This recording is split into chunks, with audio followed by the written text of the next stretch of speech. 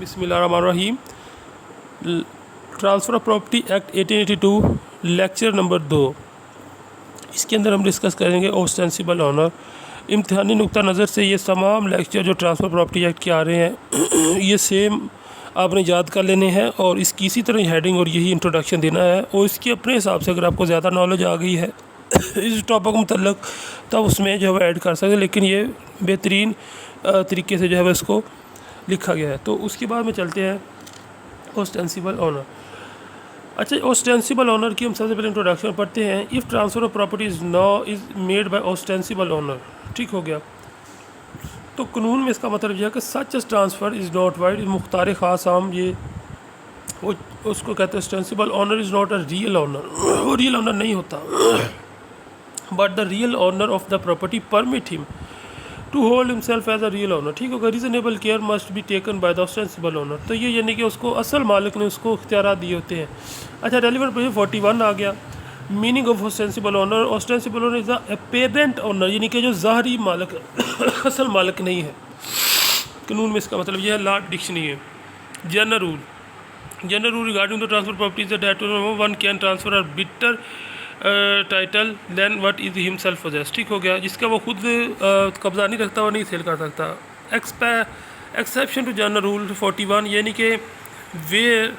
यानी कि इन हिसाब से वो बेच भी सकता है। एक्सेप्शन आ गई। Where with the consent express और इम्प्लाइड, जहाँ पर इजाज़त दी गई है उसको। फिर वो of the person instead removal property, a person is the ostensible owner of the such property in the transfer of the same for the consideration the under shall not be avoid on the ground of the transfer was not authorize to make him the provide a transferee, यानी कि उसको ज़्यादा जब दे दी जाएगी तो फिर वो cell कर सकता है। केस लाज क्या आ गया, ये बहुत सारे केस लाज के ऊपर हज़ारों केस ला आ जाएंगे, वो आपने पढ़ लेने हैं। Essential conditions for the applicability, तो इसके ऊपर आ गया ostensible owner. Transfer must be made by the ostensible owner, ठीक हो गया। अब नेक्स्ट आ गया कि इमूवेबल प्रॉपर्टी हो उसके ऊपर कर सकता है, उसके ऊपर ही कर सकता है। कंसेंट हो, यानी कि असल ऑनर किसको।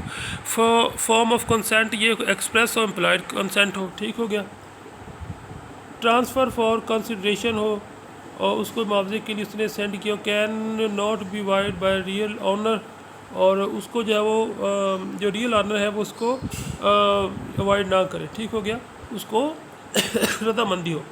Reasonable care must have been taken by transferee, reasonable care जो है वो मस्ट टेक बाय ट्रांसफरी, इसको देखभाल। अच्छा, गुड फेथ हो। उसके बाद बर्डन ऑफ प्रूफ आ गया। The burden of proof is on the instance is on the transferee to show that he acted in a good faith and he has taken reasonable care. Secondly, the burden of proof is on the real owner. Rule of evidence. Section 41 of TPA provide a rule of evidence against the real owner that once a consent is given by him, he will not be allowed to restrain the transferee. Application of the law of estoppel इसके ऊपर दी जा सकती है। Section 41 के तहत जो है वो इसको estoppel operating between the true owner and the transferee as well as the matter of the fact. Section 41 statutory application of the law of the estoppel basis इस सेक्शन 41 के ऊपर करता है। इसका केस ला आपने पढ़ लेना। कंक्लूजन के हम कह सकते हैं कि ऑस्टेंसिबल ऑनर से मुराद होता है कि मुख्तार ख़ास व आम जो होता है उसके पास अगर उसको इजाज़त दी हो असल मालिक ने, फिर वो ज़मीन सेल भी कर सकता है। अगर ना दी हो तो फिर वो सेल नहीं कर सकता। अब उसको अगर इजाज़त दे दी है तो फिर वो अपने सारे बेचने के अंदर जितने भी इख्तियारात हैं वो कंसिडरेशन ले सकता है, वो सारा कुछ कर सकता है। अगर नहीं दी तो जब भी प्रॉपर्टी ख़रीदें तो उसके कभी भी मुख्तार ख़ास व आम जिसके पास हो उसके साथ कभी भी मुआहदा मत करें।